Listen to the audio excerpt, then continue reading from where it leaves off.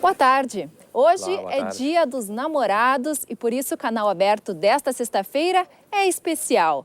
Nós estamos na rua para sentir o clima desta data no inverno gaúcho. Justamente. E a gente vai falar um pouco sobre a questão de namoro na era digital. Como é que as pessoas se relacionam e interagem com a questão de computadores, a questão também dos smartphones, não é mesmo, Lívia? É isso mesmo. A tecnologia pode afastar, mas também aproximar as pessoas. É o que você vai ver na reportagem da UPF TV de Passo Fundo.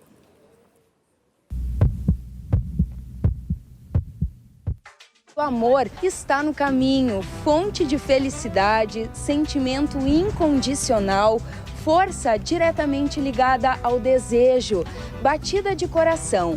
As ideias são muitas. O fato é que ele não escapa das nossas relações pessoais e também familiares. Agora, como será que entendemos e também nos comportamos diante do amor quando conectados às novas tecnologias?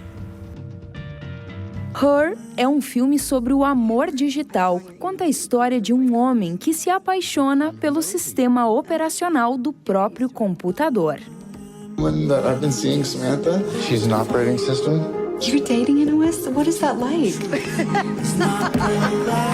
E sim, Her, a modernidade tecnológica revoluciona a busca por uma companhia. No filme argentino Medianeiras, há uma rotina solitária dos protagonistas diante do computador. Mas o que aproxima um filme do outro é a dificuldade de se viver um relacionamento real. No sé qué decir. Me resulta raro hablar con alguien del que no sé nada. ¿Qué querés saber? A tecnologia está sendo cada vez mais utilizada entre quatro paredes, também para aliviar distâncias físicas, como é o caso desses dois. Eles se conhecem há 10 anos, namoram há 8. Há 2 decidiram morar juntos, mas no início de 2014, ele, por questões profissionais, foi morar no Nordeste e depois no Centro-Oeste do Brasil. A distância que a gente tem de territorial, a internet nos ajuda a diminuir. A imensa capacidade da rede está ao alcance das nossas mãos e dos nossos sentimentos. Também, pela saudade, pelas coisas, nós fomos se habituando a conversar por WhatsApp, mandar vídeo, imagens pelo Facebook e também ligações, porque escutar a voz nossa é mais importante. Tipo, a presença do Jeová se passou pro meu celular, assim. Porque a gente tem uma tecnologia que é extremamente nova, chegou nas nossas vidas há muito pouco tempo, os smartphones, né? Os tablets, a internet ainda ela está se disseminando, e parece que a gente nem viu ainda tudo que pode acontecer e que a gente está, de alguma forma, aprendendo aí a conviver. Tem 2 coisas importantes aí. Uma é que as emoções, elas são as emoções, elas não vão se modificar. É como que elas podem ser potencializadas, positiva ou negativamente, através da tecnologia. Essa que eu acho que é a questão. A gente ouve comentário até de, Facebook destrói relacionamentos. No nosso caso é o contrário.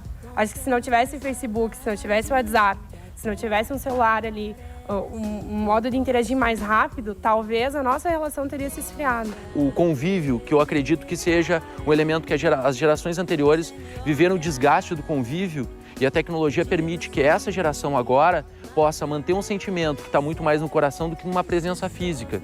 Então acho que isso é um elemento interessante. A tecnologia veio só ajudar, eu acho que a gente findou se aproximando mais pela distância e pelo uso da tecnologia. Amor de tantas rugas, não ter o seu lugar. E para falar sobre o assunto, está aqui conosco Cristiano Sassá, o apresentador do programa Radar aqui da TVE. Boa tarde, Cristiano. Boa tarde, Lívia. Tudo bem?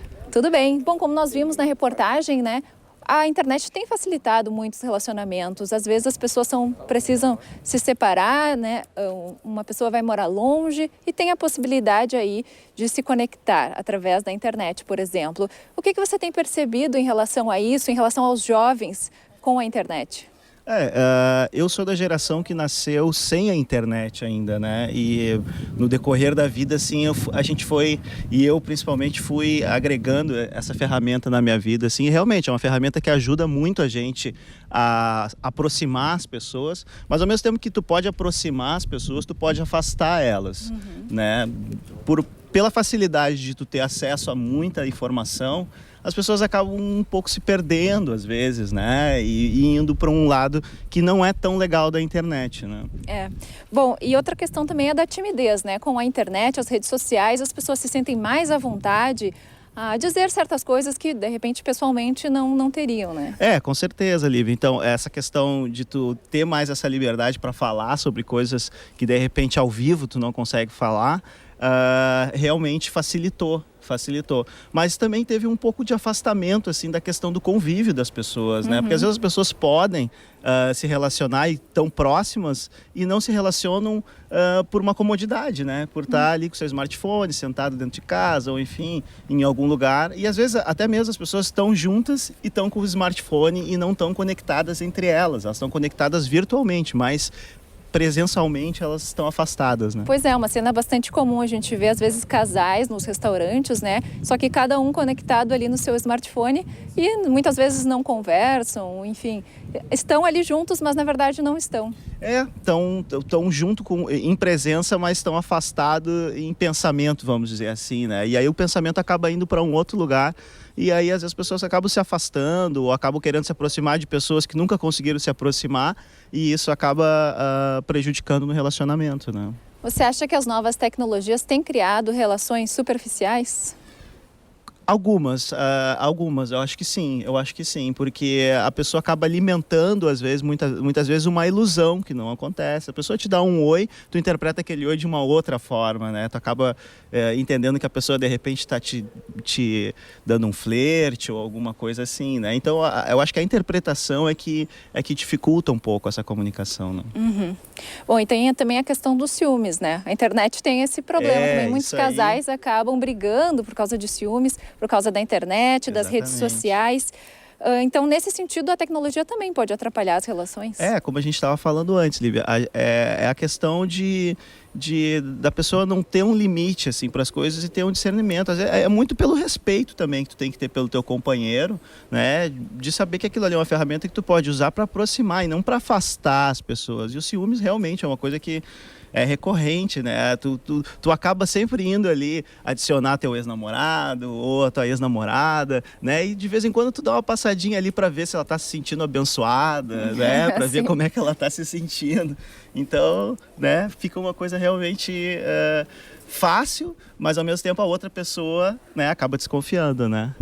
Bom, acho que a dica que a gente pode dar, então, é quem tem, né, o seu namorado ou sua namorada por perto, então deixe um pouco de lado hoje as tecnologias. Pelo menos hoje, né, Lívia, Dia dos Namorados, então aproveite, fique com o seu amor e diga o quanto você ama pessoalmente, não virtualmente, não precisa presente, muitas vezes não precisa presente mesmo, né, é uma questão mais de afeto mesmo, né? Bom, e quem tem, então, um namorado ou uma namorada longe, que aproveite, então, né, as novas tecnologias, porque ajudam nesse sentido. Com certeza, com certeza. Então tá, muito obrigada. Cristiano Sassá, apresentador do programa Radar. Uma boa tarde. Boa tarde. Bom, e a partir de segunda-feira, o Tribunal de Contas aqui do Estado vai intensificar as inspeções nos processos internos da Assembleia Legislativa. O pedido foi feito pela própria presidência da Casa em função das recentes denúncias envolvendo o deputado Diógenes Bacejo, do PDT. Desde abril, o Tribunal de Contas do Estado realiza uma fiscalização especial na Assembleia. A pedido do presidente da Casa, em reunião com o presidente do TCE, o trabalho de inspeção vai ser aprofundado. Entre os motivos, as denúncias de desvio de dinheiro e extorsão a servidores. Por tudo que está sendo denunciado, é importante que a Casa faça esse gesto, busque a informação na sua totalidade, que busque melhorar os seus controles para que a Casa não fique só na crítica, respondendo às críticas, quando um ou outro pode estar errando e não a totalidade da Casa. Já na próxima segunda-feira, o TCE começa a intensificar a fiscalização. Vai englobar os pontos de indenização de veículos e diárias. Porém, originalmente, o trabalho aprovado, né, pelo presidente da inspeção especial, ele tinha até pela questão de tempo e da força de trabalho empregada, ele estava trabalhando na forma de amostra com alguns casos. A partir do pedido da Assembleia Legislativa, nós vamos conseguir fazer um universo. Vamos tentar, claro, fazer o universo da despesa nos mesmos casos. O deputado Pedro Ruas defende a iniciativa. Precisamos investigar com muita profundidade e as punições têm que ser rigorosas, porque não há possibilidade de se conviver com situações como essa. Aprimorar os mecanismos de fiscalização. Então, eu acho que a prevenção para o futuro e a punição do que já ocorreu são os caminhos que, neste momento, eu acho que o Legislativo Gaúcho tem que seguir. Em paralelo ao trabalho de fiscalização do TCE, a Comissão de Ética da Assembleia segue apurando os casos de denúncia de desvio de dinheiro envolvendo o deputado Bazégio do PDT. Ele e seu ex-chefe de gabinete, autor da denúncia, devem depor na próxima semana na casa. Se a comissão concluir pela cassação do parlamentar, serão necessários mais 38 votos para que ele perca o mandato. E agora vamos falar de saúde.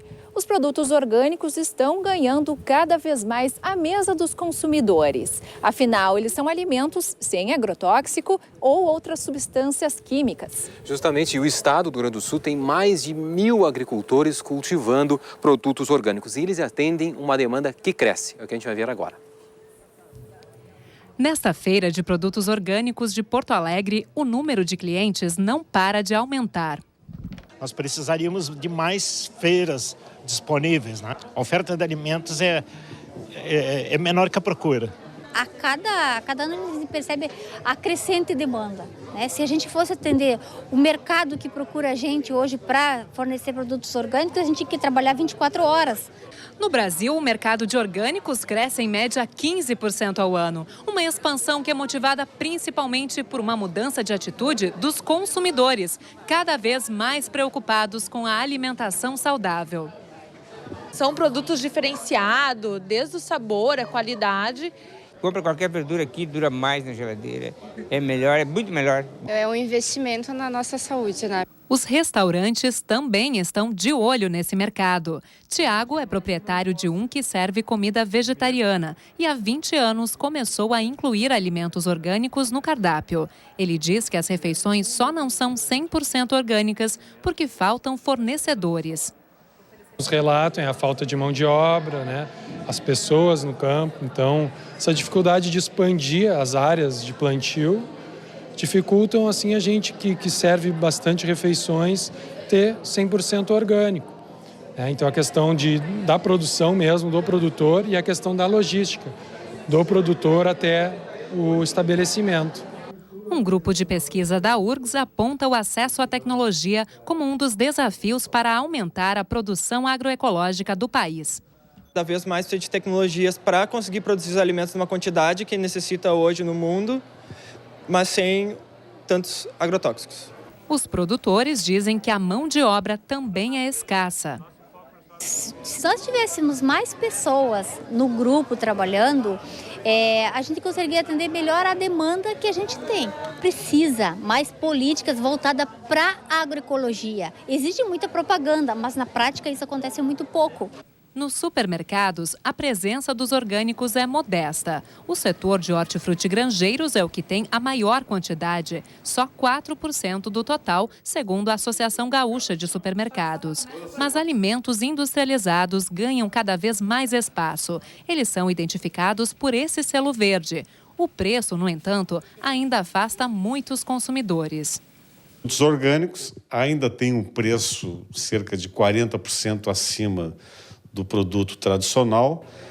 Os custos com mão de obra e a produção em menor escala da agricultura familiar são os fatores que mais pesam no valor. Ney cultiva bananas orgânicas há 15 anos. Com agrotóxicos, diz que poderia triplicar a produtividade e até ganhar mais. Só que prefere contar o lucro em termos de saúde. A gente se viabiliza dentro de um trabalho sadio, né? Que além de vender, eu sempre falo, vender alimentos, tu vende remédio.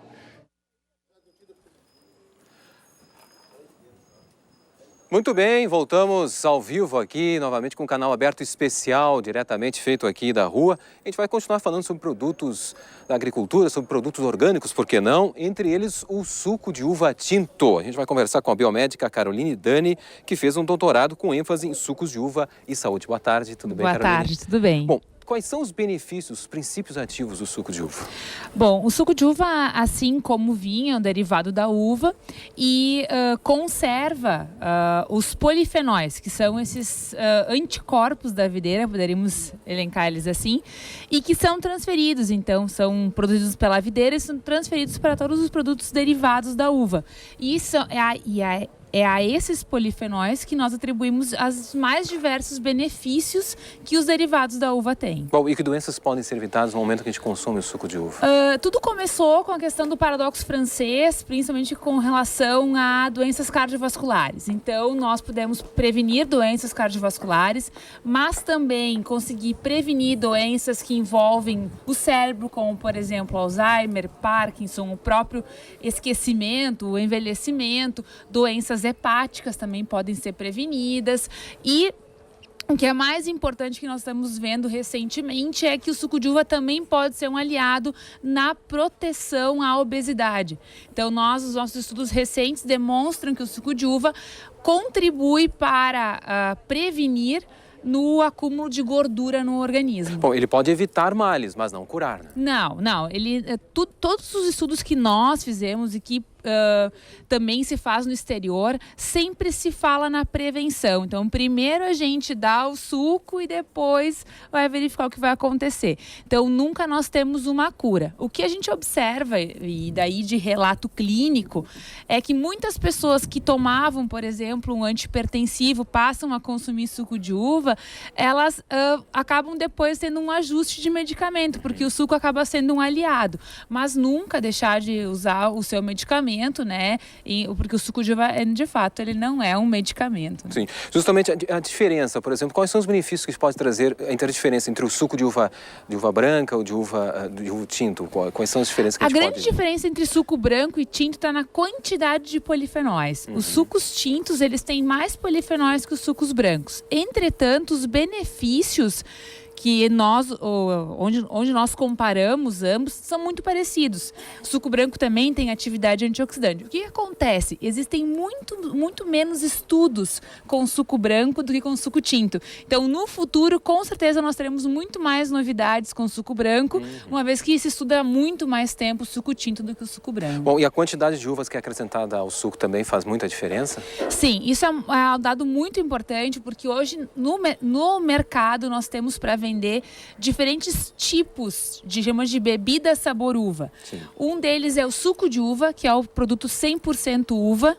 Então, que é o que vai estar escrito no rótulo suco de uva. E esse é um produto 100% uva. O néctar hoje, por legislação, ele tem 40% de suco, o resto é água, açúcar e demais conservantes. As bebidas têm 10 a 15% de suco e as demais bebidas com sabor uva não tem legislação vigente. Então, com certeza, quanto mais uva tiver no produto, melhor serão os benefícios. E o que é mais importante é o consumidor, na escolha, optar por produtos que não sejam adoçados. Sim, a presença do açúcar vai reduzir muito o benefício que o indivíduo teria ao consumir por exemplo, o benefício dele emagrecer, por exemplo, o suco de uva ajudar no emagrecimento, acaba não e o que é mais né? importante, além do emagrecimento, é a questão da atividade antioxidante. Porque o suco de uva inibe a atividade antioxidante. Sim. O que a gente observa é, toda vez que é adicionado açúcar, a atividade antioxidante do produto reduz muito. Então, os pais, por exemplo, que compram suco de uva ou suco de outras frutas para os seus filhos, para merenda escolar, né, ou para o lanche de casa, sempre optar por um produto não adoçado. Sim. Porque é a presença do açúcar, e isso é mais importante. Tem 2 estudos, um norte-americano e um europeu, que mostram em aproximadamente 29 mil indivíduos que o consumo de bebidas adoçadas na infância provoca diabetes tipo 2 quando a pessoa chega à idade adulta. E o consumo diário de suco? Qual seria o ideal? Aproximadamente 400 ml por dia. A gente trabalha com 300 a 500 ml. Tá, ok. Conversamos com a Caroline Dani, biomédica, que fez um estudo aí a respeito do suco de uva, os benefícios para a saúde. Obrigado, Dani. Obrigada, Obrigado, Caroline. Obrigada. Boa tarde. Um seminário que discute a redução da maioridade penal ocorreu ontem na Câmara Municipal de Porto Alegre. Bom, e todos os palestrantes que participam desse seminário são contra a PEC 171, que fala sobre a redução da maioridade penal de 18 para 16 anos, que está em tramitação no Congresso Nacional. Plenário lotado na Câmara de Vereadores de Porto Alegre para o seminário que trouxe argumentos contra o projeto de redução da maioridade penal que está sendo votado no Congresso. Os painelistas, todos com formação na área jurídica, apresentaram dados resultantes de suas próprias experiências com a questão da criminalidade e do abandono infantil. O seminário é uma iniciativa da Comissão de Direitos Humanos da Câmara de Vereadores de Porto Alegre. Nosso papel da Comissão de Direitos Humanos e esse seminário que está sendo realizado na noite de hoje é justamente desmontar os argumentos mentirosos que têm sido construídos em torno da redução da maioridade penal, mostrar que isso, na verdade, só vai agravar a violência, a criminalização da pobreza e, ao mesmo tempo, vai tirar direitos sociais da nossa juventude, mostrar que a alternativa tem que ser o avanço dos direitos sociais, da garantia dos direitos humanos e, de fato, um sistema, uma nova política de segurança pública que foque na investigação dos crimes contra a vida e que permita, na verdade, romper esse círculo vicioso que existe de violência no Brasil, calcado num país extremamente desigual. A juíza Sonali Lujan, do regime de exceção do 2º Juizado da Infância e da Juventude, trouxe para o debate o relato de quem acompanha de perto a vida nos albergues e casas de acolhida de menores não infratores que estão sob a tutela do Estado. A juíza rebate o argumento que diz que a redução da maioridade penal vai aumentar a segurança e questiona para quem seria essa segurança. A segurança pública para nós, para não afetar o nosso bolso, para a gente não ser assaltado na rua, mas e eles que têm os direitos violados diariamente, constantemente, continuamente. Então, eu acho que tem que haver um investimento muito sério e muito grande em educação, em saúde, nesses locais que são mais carentes, que já estão com os direitos violados. Porque se não houver esse investimento, a solução encarcerar não é. O advogado criminalista Jader Marques, que também é diretor do Instituto Tolerância, diz que existem 3 grupos interessados na redução da maioridade penal: os políticos conservadores, a mídia comercial e os familiares de vítimas da violência. Quem advoga a favor da redução da maioridade penal está querendo ter algum benefício com isso. Seja um benefício político-eleitoral, se é algum candidato que faz a defesa da redução, é evidente que a bandeira de busca de votos deles está em cima dessa ilusão que é vendida à população. Se for por alguns meios de imprensa, notadamente os meios que lucram com a venda da violência nua e crua na televisão, no rádio, nos jornais, terceiro conjunto de pessoas são as pessoas atingidas pela violência, são as famílias atingidas, e eu diria que com relação a essa é preciso ter muito cuidado. É preciso ter uma atenção especial, porque a dor dessas pessoas é legítima. A dor dessas pessoas precisa ser atendida. Durante o seminário, circulou entre os participantes um manifesto da Anistia Internacional chamado Jovem Negro Vivo. O documento é um alerta para o grande número de assassinatos de jovens negros no Brasil. Do número total de assassinatos no país, em 2012, mais de 53% das vítimas eram jovens entre 15 e 29 anos. E entre esses jovens mortos, 77% eram negros.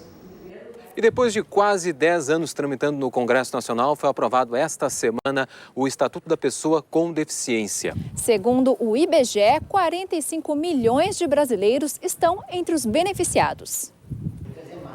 No Centro de Reabilitação de Porto Alegre, na Zona Norte, são cerca de 200 pacientes adultos e 130 atendimentos infantis diários. O Eric adora a piscina e as atividades de fisioterapia. Mas para ter acesso ao tratamento de saúde adequado, a mãe, que é de Caraá, precisou de muito empenho. Eu tinha que vir na micro, que sai às 4h15 da manhã, eu vinha para cá. Chegava aqui, às vezes saía daqui 4 horas da tarde, às vezes saía mais tarde. Depende do tempo, às vezes ficava muito ruim de vir, ia voltar. Aí eu bati o pé, corri atrás, até que a gente conseguiu o carro para vir, Pois o Estatuto da Pessoa com Deficiência, que agora segue para a sanção da presidência, deve desburocratizar o acesso a uma série de direitos. Quando a gente se deparava com uma dificuldade na área da saúde, nós íamos buscar legislação que protegia a pessoa deficiente na saúde. Daí, quando a gente chegava na área da escola, a gente saía para procurar a legislação escolar. Daí, nós queríamos entrar no mercado de trabalho, nós íamos atrás das leis. Agora, nós temos todo um conjunto de leis que vem reforçar esses direitos e ampliar para as outras áreas que a gente começa a perceber que foram sendo necessárias nessa jornada. São mais de 100 artigos. Um dos mais importantes é o Auxílio Inclusão, que será pago às pessoas com deficiência que já recebem o chamado benefício de prestação continuada, quando elas entrarem no mercado de trabalho. Outros exemplos são a reserva de 3% das habitações com financiamento público, 2% das vagas de estacionamento e 10% dos carros sendo adaptados na frota de táxis. Teatros, cinemas e estádios devem ter espaços adaptados. Mas esse ativista lembra que as leis precisam ser cumpridas.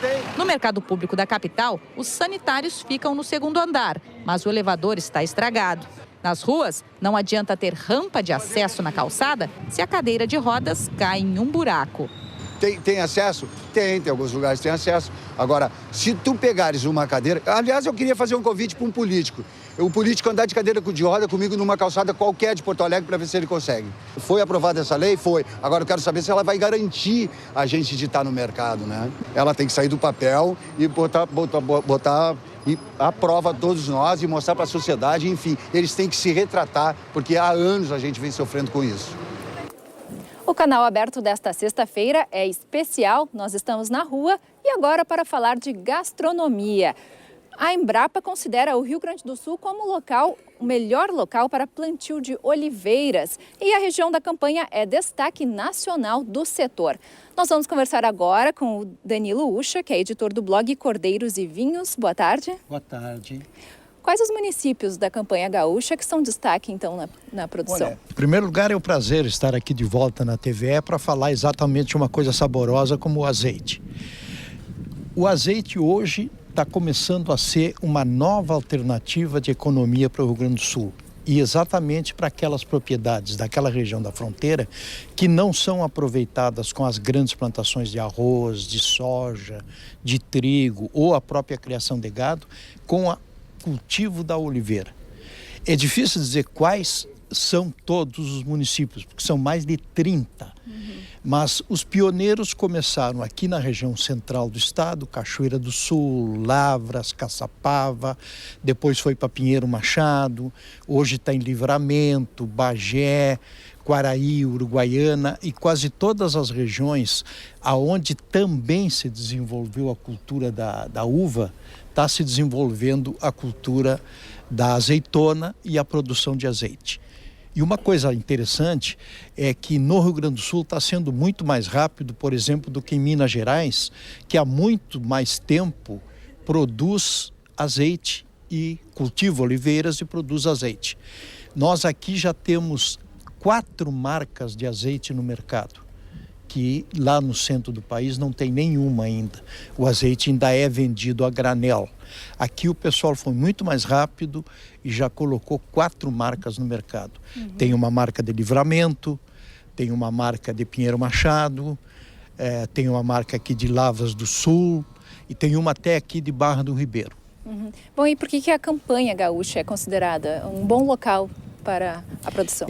Exatamente pelas mesmas condições que é um bom local para a produção de uva e, obviamente, a produção de vinhos, que são as qualidades de clima. O clima do frio e a oscilação do frio e do calor é que permite o desenvolvimento da oliveira. Quais são as variedades de azeitonas aqui do estado? Olha, aqui basicamente a arbequina é a que tem mais desenvolvimento, porque é inclusive a mais produtiva. Aqui dá mais azeitona e, obviamente, produz mais azeite. Bom, em relação ao nosso azeite, se comparado ao importado, por exemplo, por que o importado ainda é mais consumido? A gente pode concorrer em relação à qualidade do azeite? Segundo os técnicos que eu tenho ouvido e alguns especialistas, inclusive estrangeiros que já vieram examinar o azeite aqui do Rio Grande do Sul, ele é de alta qualidade e pode concorrer perfeitamente com o azeite estrangeiro. A crise econômica, ela está afetando a produção? Olha, na verdade, ela afeta o consumo. Porque é interessante saber que hoje o Rio Grande do Sul, não, o Brasil é o 7º maior importador de azeite do mundo. E tem um mercado muito grande ainda e ele vem crescendo numa média de 10% ao ano nos últimos tempos. Então, como o azeite é um produto mais caro, ele sofre o efeito da crise econômica, da crise financeira. Tá certo, então. Jornalista Dani Lucha, muito obrigada. Uma boa tarde para você. Eu é que agradeço mais uma vez a oportunidade de falar sobre boas comidas e boas bebidas. O TVE Repórter desta semana vai contar a história de 2 jovens que vieram para Porto Alegre para salvar suas vidas. E Porto Alegre é uma das principais capitais brasileiras com medicina de alta tecnologia. É na quarta-feira às 10 da noite e a representação no domingo também às 10 da noite. A sala de espera do hospital mais parece uma sala de visitas, com pacientes de vários lugares trocando experiências sobre o transplante. Thaís e a mãe Eurídice vieram do Rio de Janeiro. Comparando com os hospitais do Rio, é um hotel 5 estrelas, pô. Sem comparação. O caso do Daniel é uma doença rara chamada bronquite obliterante. Foram anos de tratamento até ser necessário o transplante. Vanessa e Daniel saíram de Aracaju apenas com a esperança. A gente podia fazer uma série de TV. Eu não assisto programa médico que não tem graça. O que nós fizemos é muito mais emocionante. A intensidade das experiências que a gente tem é muito mais marcada do que qualquer coisa assim que a gente veja, porque não é sofrimento de verdade, é alegria de verdade, são mães de verdade, são filhos de verdade. Com 15 anos, Claudísio passou por uma cirurgia delicada no cérebro. Você pode estar caminhando, mexendo no seu celular ou descendo uma escada, quando de repente, por alguns segundos, perde a consciência, sai do ar.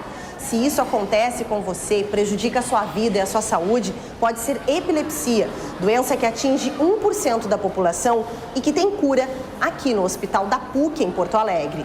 Quem tem epilepsia tem que ter alguma outra doença no seu cérebro que faz com que, naquela região onde tem a doença, aumente muito a eletricidade, subitamente, em qualquer momento. Bom, só fazer uma correção, o TV Repórter vai ao ar no domingo às 10 da noite e a reapresentação, sim, é na quarta-feira às 10 da noite.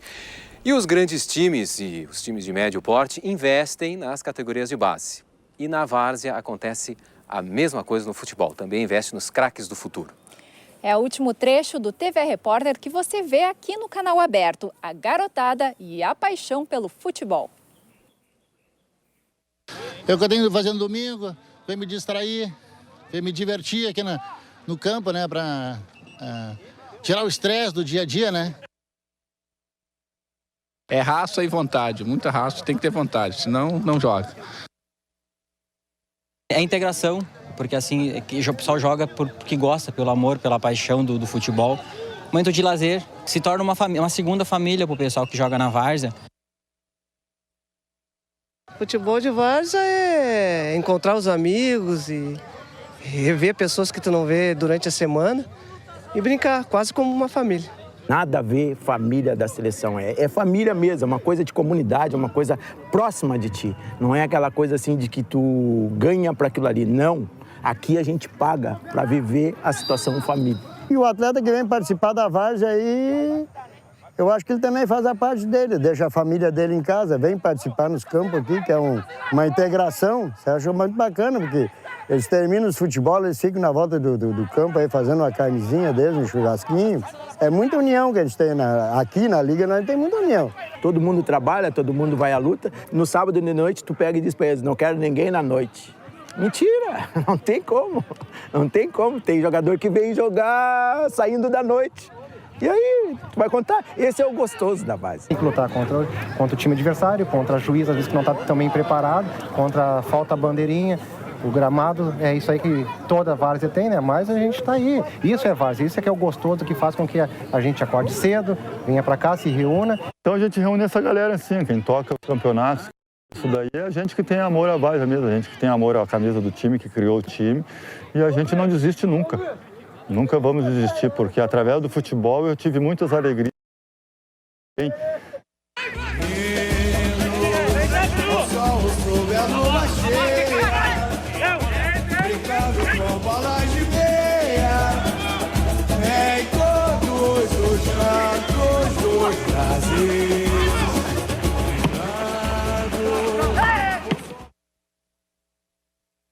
Já saiu gente profissional aí, profissional famoso aí, que já participou aqui no Chico Mendes com nós aqui. Que é o caso do Anderson, que agora está no Nacional aí. Teve o Jô, que está com o Cruzeirinho da Cachoeirinha. Teve o Christian, que participou com nós aqui no parque. Teve mais um outro aí, que agora me falhou a memória aí, que também saiu aqui da várzea aqui. O próprio Sacha, que é da casa aqui também, o Sacha se criou aqui. Se nós perguntarmos hoje para qualquer escolinha de futebol em Porto Alegre, eu tenho certeza que eles responderão que o Campo da Tuca é um lugar de referência onde que sempre o acolhimento é importante, né? Todo mundo uniformizado? A comunidade surgiu na volta do campo e hoje, diariamente, de segunda a segunda, sempre tem. É normal, às vezes, o campo ser dividido em 4 para treinamentos. Tem os jogos de futebol, que são nos finais de semana. O campo ele serve para, muitas vezes, aplicação de um processo pedagógico, onde que não é só o futebol pelo futebol, mas também uma extensão do atendimento familiar, que nós temos aqui, é muito importante. Dá para dizer que hoje o campo de futebol, a área de futebol, é alguma coisa que não pode se descolar do trajeto das próprias famílias. Okay.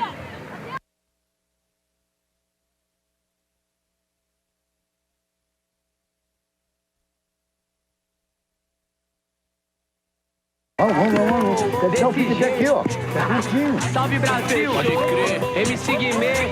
Isso, boa. Eu sou. Vai segurando, moleque. E aí, Neymar? Técnico Sambo. É nóis. E ó como que eu vou, hein? No flow. Por onde a gente... Ei.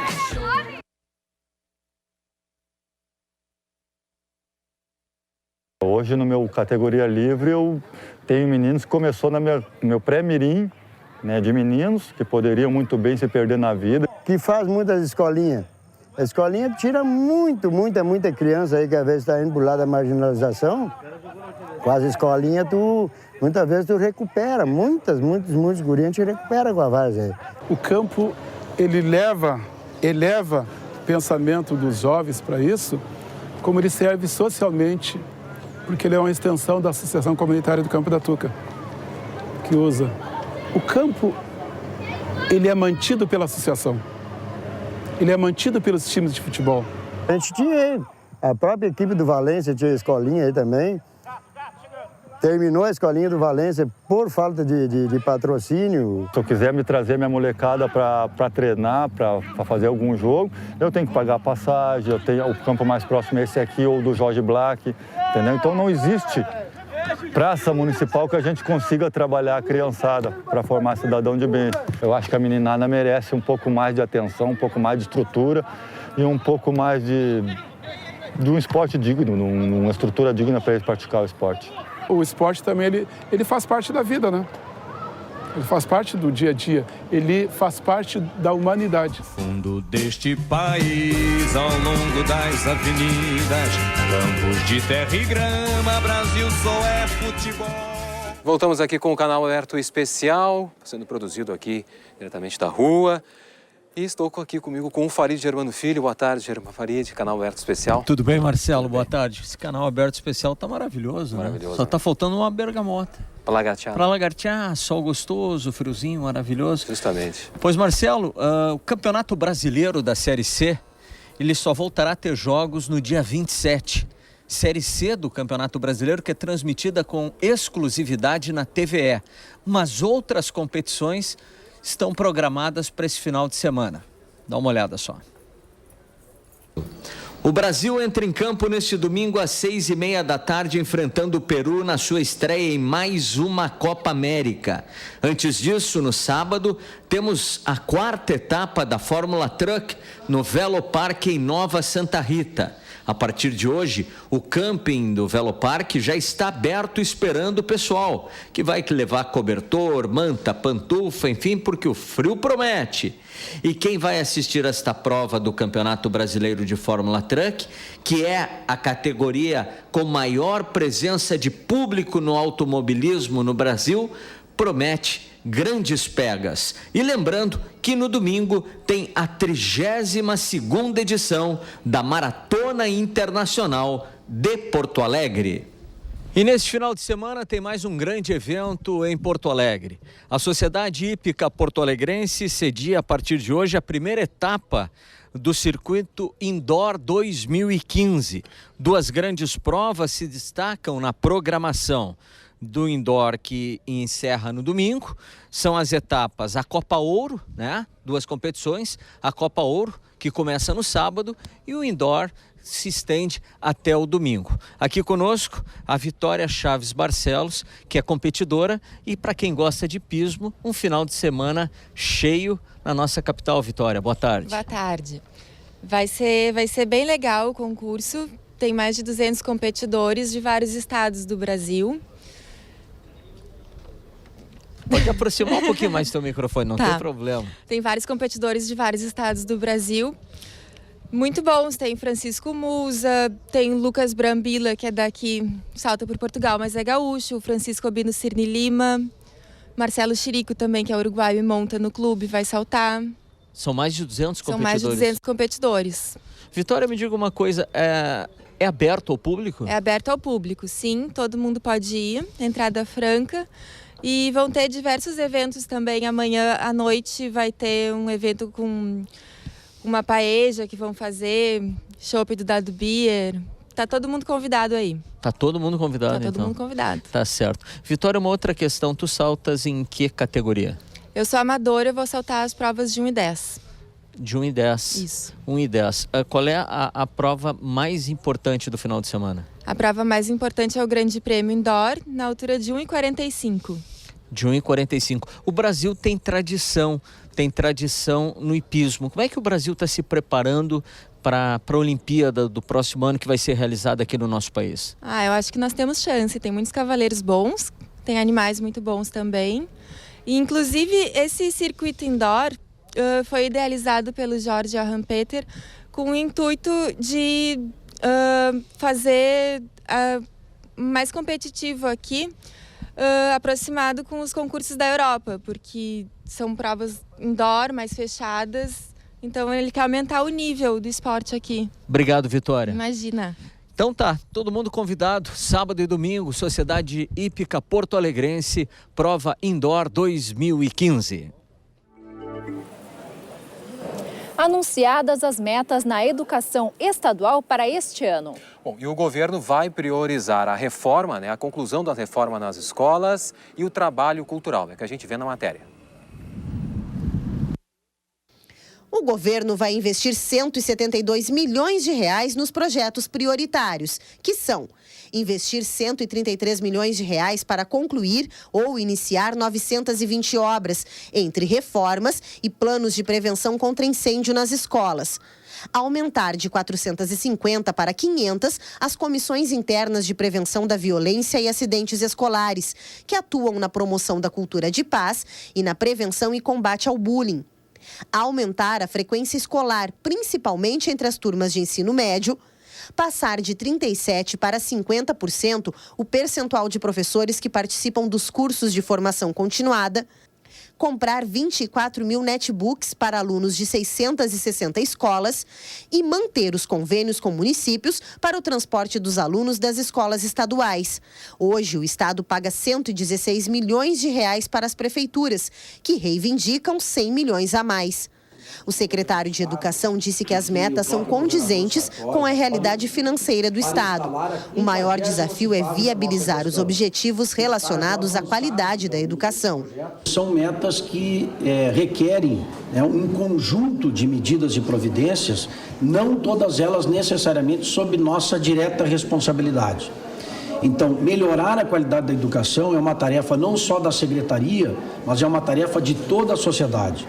E nós só alcançaremos esses objetivos quando a educação for efetivamente priorizada por todos, a começar pela família. Alguns objetivos da Secretaria não foram incluídos no plano de metas para este ano e só devem começar a ser realizados no ano que vem. Entre eles, a ampliação do número de escolas com turno integral e o concurso para o magistério. A Secretaria deve começar a montar a comissão que organiza o concurso, mas as provas só devem acontecer no ano que vem e se houver autorização do governador. Desde o início do ano, aproximadamente 2.000 professores deixaram os cargos por morte ou aposentadoria. Cerca de 540 novos mestres estão sendo nomeados. Considerando que a educação é uma área essencial, nós temos a esperança de obter, junto ao governador, a exemplo do que já obtivemos em relação a essa primeira rodada de nomeações, uma nova autorização excepcional para que não haja falta de professores nas salas de aula. E chegou a hora do comentário da jornalista Nara Sarmento, da FM Cultura, que já está aqui conosco. Boa tarde, Nara. Boa tarde, Lívia. Pois é, a gente tem uma dica aí para o final de semana. Pois é, uma referência da música gaúcha, é isso mesmo? É, exatamente. Ney Lisboa. Ney Lisboa está fazendo um show nesse sábado, né? Bela dica para o final de semana, aliás, no Salão de Atos da URGS, mas tem um detalhe, Lívia, já avisando, né, ao público que sempre gosta de ouvir aquele hit, né? No caso do Ney Lisboa lá. Telhados de Paris, Telhados de Paris, por exemplo, exatamente. Não vai acontecer dessa vez. Ele está privilegiando, apesar, né, da sua longa estrada aí com 30 anos de carreira, ele está privilegiando a produção musical e artística dele dos últimos 15 anos, ou seja, uma produção que é feita de 2000 para cá, né? O bacana dessa história é que o Ney está conseguindo mostrar esse projeto, porque ele foi o vencedor do edital de um projeto chamado Natura Musical, que financia, né, esses espetáculos e a produção, principalmente a produção de CDs e DVDs. E esse show vai originar um disco ao vivo do Ney Lisboa. Uma coisa que, aliás, ele não faz na carreira desde os anos 90, né? Ele tem lá, te lembra, né, que tem o Amém e tem o Hi-Fi, que são duas referências de espetáculos gravados, registrados comercialmente ao vivo do Ney Lisboa. Então, esse espetáculo de amanhã gera este trabalho, que também é um financiamento do Procultura. Então, confiram, fica a dica aí, Ney Lisboa, nesse show que chama Telas, Tramas e Trapaças do Mundo Novo, amanhã no Salão de Atos da URGS, a partir das 9 da noite. Ótima dica. Lembrando, Lívia, Ney Lisboa sempre toca na 107.7 FM claro, Cultura, a nossa FM lembrar. Cultura. Uma ótima dica, então, Nara. Muito obrigada. Valeu, e a gente Lívia. se fala na semana que vem. Certo. Boa tarde. Corte Seco. Uma exposição fotográfica do paraense Alberto Bittar propõe uma reflexão sobre a vida e a morte. É a primeira mostra individual do fotógrafo paraense Alberto Bittar em Porto Alegre. Ele documenta sua releitura de cenas reais de crimes na periferia de Belém, propondo uma reflexão sobre vida e morte. Nas 14 imagens da série Corte Seco, a violência urbana foi vasculhada durante rondas de reportagens policiais que, por um ano, Bittar acompanhou. O fotógrafo utilizou o recurso da longa exposição, que oferece como resultado uma inusitada captura de luzes do cenário e da atmosfera deixada no local.